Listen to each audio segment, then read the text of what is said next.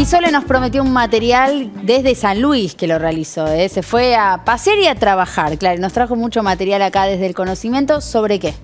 Bueno, en particular, acá vamos a hablar un poco de ecotoxicología, que suena raro, pero básicamente lo que hacen estos investigadores, que ahora los voy a presentar en la Universidad Nacional de San Luis, en un instituto de CONICET también, que se llama IMIBio, ellos trabajan en la identificación y la determinación de las concentraciones que hay de contaminantes ambientales en, por ejemplo, plumas, en este caso particular de la historia de Nadia, el trabajo de Nadia es en plumas de cóndor andino, sí, pero también en otras aves y anfibios. Okay. Ellos pueden de esa manera determinar, por un lado, identificar estos contaminantes, que son contaminantes que se mantienen mucho tiempo en el tiempo, justamente, que tienen no son muy biodegradables, entonces tienen una bioestabilidad bastante larga, más de 10 años, son compuestos organoclorados, orgánicos persistentes, que están presentes en insecticidas, en pesticidas, en la industria en general, en electrodomésticos también, y que están presentes en el ambiente, no los vemos,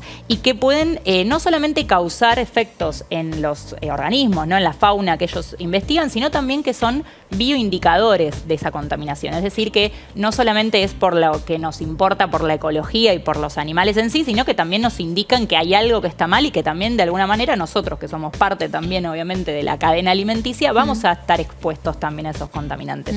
Y esto es de los primeros trabajos que se hace en Sudamérica, en particular lo que ellos están investigando, más en el cóndor andino, que sabemos que es, bueno, además de ser un animal emblemático de nuestro país, es una especie endémica de Sudamérica, con lo cual ellos ahí empezaron a hacer estos primeros trabajos y tenemos algunos recortes donde ellos explican, primero los presento, que no los presenté. Nadia Ortega es licenciada en Ciencias Biológicas, es actual becaria doctoral en la Facultad de Química, Bioquímica y Farmacia de la Universidad Nacional de San Luis, y Fabricio Cid, que es el investigador, el director de ella, y es el investigador integrante del Laboratorio de Biología Integrativa del IMIBio CONICET, es docente investigador de la universidad, es investigador de CONICET y es el actual secretario de Ciencia y Tecnología de la universidad además, y es el que dirige el proyecto. Y bueno, en el primer recorte nos cuentan un poquito de qué se trata. A ver.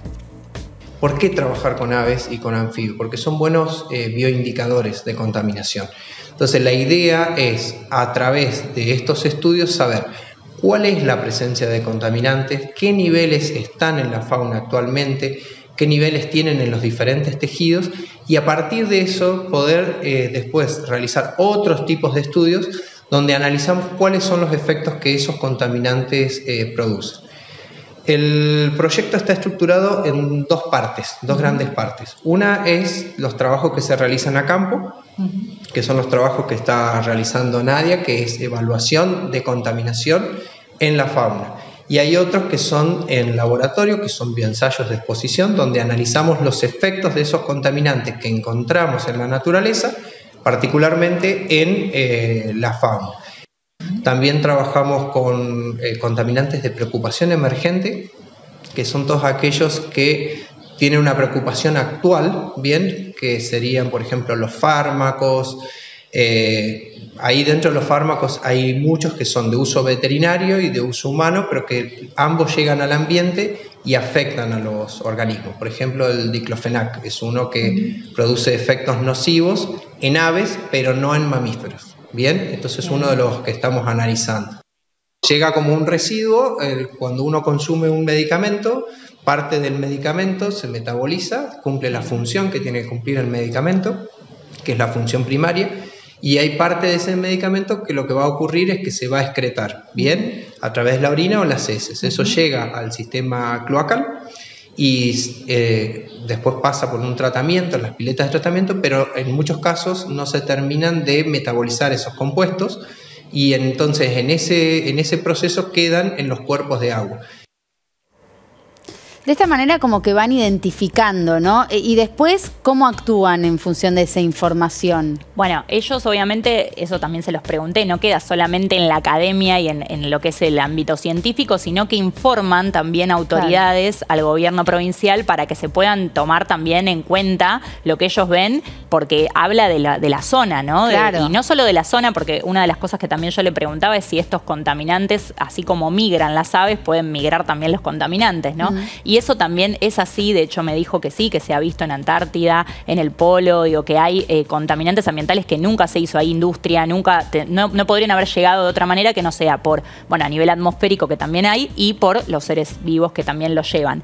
Yo quería destacar algo que a mí me sorprendió en el momento en vivo cuando habló de fármacos, me quedé como que estoy acostumbrada a que hablemos de otros conocidos. Claro, pero me nombró el diclofenac y me quedé como wow.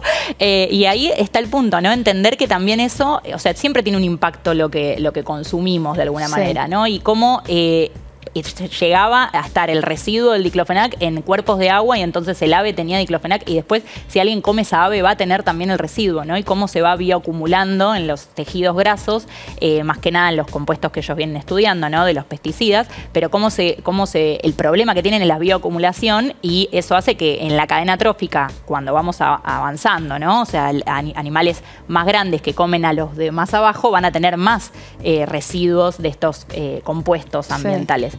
Y bueno, en el segundo video, en el segundo recorte, nos cuentan con qué contaminantes específicos trabajan y también el desafío que tiene la ecotoxicología para ampliar un poquito con las propias palabras de ellos. A ver. Nosotros trabajamos con contaminantes orgánicos persistentes, particularmente plaguicidas, organoclorados, bifenilos policlorados, que están prohibidos desde el 2002 por el Convenio de Estocolmo, y retardantes de llama o PBDs, que se los conoce por su nombre químico. Estos contaminantes son altamente tóxicos, son persistentes, son volátiles, es decir, que se transportan grandes distancias y también se bioacumulan en los organismos. Entonces, la idea es nosotros, a través de muestras de este tipo, por ejemplo, plumas. En el caso de los caranchos usamos también carcasas de animales que han sido atropellados en la ruta para evaluar estos contaminantes en distintas zonas de nuestra provincia y del centro de Argentina. El gran desafío de la ecotoxicología y de los análisis de la toxicología ambiental es, por un lado, entender qué efecto produce un contaminante de manera individual, bien, conocer las concentraciones que están en el ambiente, conocer qué efecto produce, pero también conocer qué efectos se producen cuando tenemos varios contaminantes en el ambiente actuando sobre un mismo organismo. Ese es el gran desafío en el cual estamos trabajando también. O sea, es otra parte del proyecto. Claro. ¿No? Y además todos los desafíos que hay por delante una vez que se tiene toda esta información. Sí, totalmente, y son varios proyectos, ¿no? En particular estábamos hablando más que nada del cóndor, que tiene que ver con el trabajo doctoral de Nadia, pero trabajan en diferentes especies y con diferentes compuestos, ¿no? Y quería decir el dato de lo que encontraron, por ejemplo, en el caso del cóndor: 19 pesticidas organoclorados, 42 bifenilos policlorados, que son esos que están prohibidos, que están en plásticos, textiles, en tintas, y 9 retardantes de llama, que también están principalmente en los electrodomésticos. Entonces, la verdad que el número es como tremendo, porque aparte no lo vemos, ¿no? Y tampoco conocemos del todo todos los efectos que pueden generar, que ellos ya han visto a nivel microscópico, ¿no? En los tejidos, a nivel histológico, algunos efectos. Y como él dice, son bioindicadores tempranos, entonces está bueno aprovechar este tipo de investigaciones. En el siguiente recorte, cortito, podemos ver cómo es que nos muestran ahí en sí las plumas que utilizan del cóndor, y ellos ahí lo que sí también destacaban es que no son contaminantes, que yo al principio había creído eso, no son contaminantes que caen en la pluma, ¿no? Y que están presentes en la pluma, sino que son los que va excretando el animal durante el desarrollo de la pluma. Entonces también eso pueden ver temporalmente en qué momento estuvieron expuestos a esos contaminantes. O sea, pero son los componentes de la pluma, o sea, están en la pluma.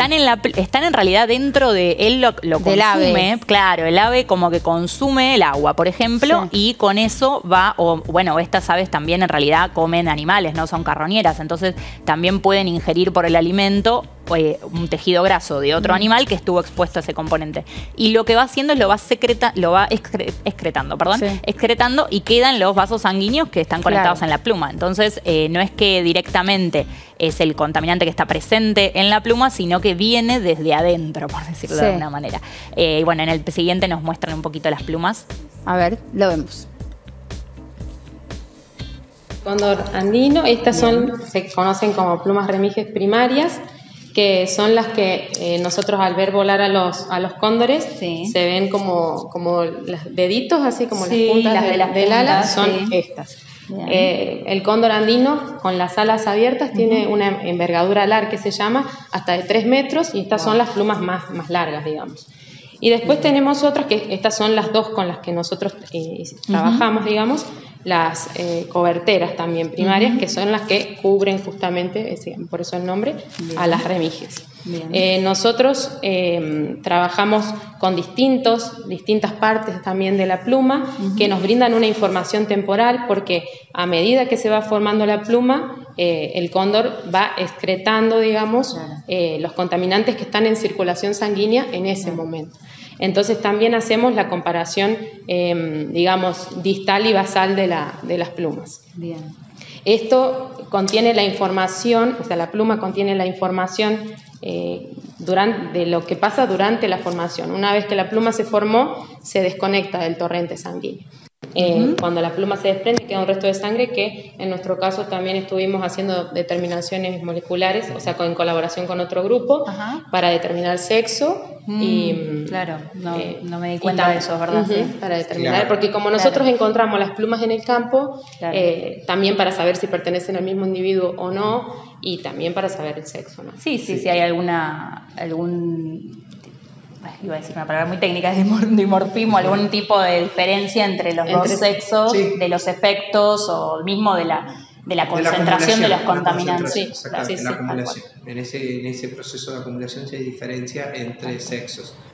Esto que hacen de buscar también los contaminantes que puede tener el ave, ¿lo hacen también pensando en el contacto con el humano? Y sí, o sea, la realidad es que yo también se los preguntaba, porque digo, a veces hay gente que no le interesa tanto la ecología, no piensa a nivel fauna, ¿no? Y piensa más piensa en el bienestar del ave. Claro, y piensa a ver cuál es el contacto con el humano. Tal cual. Y sí, porque estos componentes pueden estar por ejemplo, en carne, en huevo, en leche. Entonces, nosotros en definitiva estamos arriba en la cadena trófica. Entonces, lo que consumimos está dentro nuestro y se acumula exactamente igual que como se acumulan en ellos, ¿no?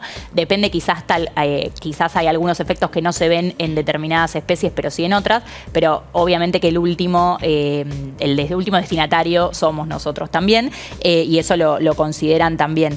Interesante también destacar que no es invasivo el estudio, porque como ahí bien dijo Nadia, ellos encuentran las plumas en las condoreras, o sea, en los nidos de las bases de los nidos del cóndor, y no es que toman el animal además es un animal enorme, yo vi muchos allá, son muy grandes, y tampoco podrían trabajar con ese animal, además está protegido, no pueden trabajar con él obviamente, pero esta es una forma no invasiva y eso fue una de las cosas que a Nadia, por ejemplo, le gustó mucho de trabajar con este tipo de aves y con este proyecto en particular, porque no es algo invasivo para el animal y pueden sacar mucha información de esta manera. Y en el último corte podemos ver a nivel personal, les preguntaba, bueno, en el caso de Fabricio, por qué había elegido esta área, ¿no? Y bueno, y hablamos un poquito también del financiamiento. A ver. ¿Y por qué elegí? Porque me apasiona. O sea, básicamente es eso, pero hace mucho tiempo lo elegí. O sea, ella es más reciente. Pero en mi caso, hace mucho tiempo sí, porque me apasiona el estudio de la naturaleza y creo que desde este campo de estudio podemos realizar muchos aportes hacia la sociedad en cuanto, en principio, a la presencia de contaminantes, porque las aves, que yo te decía que son buenos bioindicadores, marcan una alerta temprana, ¿bien?, de la presencia de ciertos contaminantes que pueden luego ser un problema para la humanidad, ¿bien?, para el ser humano. Entonces, en este camino estudiamos en las aves, vemos qué problemas le producen a las aves y a partir de eso se desarrollan otras herramientas que pueden ser de alerta para los seres humanos. Yo inicié en el 2001 y para llegar al proyecto que ella está desarrollando, que empezamos a desarrollar con las plumas, hubo toda una construcción de conocimiento y de experiencia previa que después dispara en estos temas y que dispara en los otros temas que estábamos hablando, que son de los efectos en sí de los contaminantes. Pero para eso hay muchos años de investigación, hay muchos años de ir perfeccionando los sistemas de investigación, los experimentos, la forma de generar conocimiento. Y lo que vos decías, no es un subsidio en particular, sino que son muchos a lo largo de muchos años y que lo necesitamos de manera regular y constante, porque si no, todo este esfuerzo, todo ese conocimiento que se genera, toda esa experiencia que se genera, cuando se cortan los subsidios, se pierde. Gran parte se pierde. Y, por ejemplo, le pregunté si ella va a continuar. Bueno, sería genial que continúe. ¿Por qué? Porque todo lo que ella aprendió en esta tesis doctoral está bueno continuarlo. Si no se pierde, es volver, otra vez decir, se gana en un sentido porque quedan la tesis, quedan las experiencias, pero después cuesta avanzar. No, totalmente. Gracias, Sole, por esta nueva entrega desde la Universidad Nacional de San Luis. Universidad Nacional de San Luis, ojalá puedan continuar las investigaciones, así queremos. Y también quería decir que no se lleven las plumas que encuentren, porque eso es otra de las cosas que hablamos y bueno, no llegaba a poder comentarlo, pero son objeto de estudio y uno a veces las agarra, ¿no? Como de recuerdo, ¿no? Eso se ve hay que entender que son objetos de estudio, que están ahí, son parte del ecosistema también, ya sean las plumas como cualquier cosa que encontremos, y que siempre se encuentran algún animal muerto también en la zona, se tiene que avisar. No, pero además puede ser peligroso también. Además puede ser ¿no? peligroso, también veníamos de la gripe aviar también, así que tampoco hay que agarrar por agarrar, pero bueno, y tratar de también proteger allá, vi mucha área protegida que en algunos casos están vandalizadas, ¿no? Pinturas rupestres, cosas que tienen que ver con nuestra historia y que está bueno que respetemos.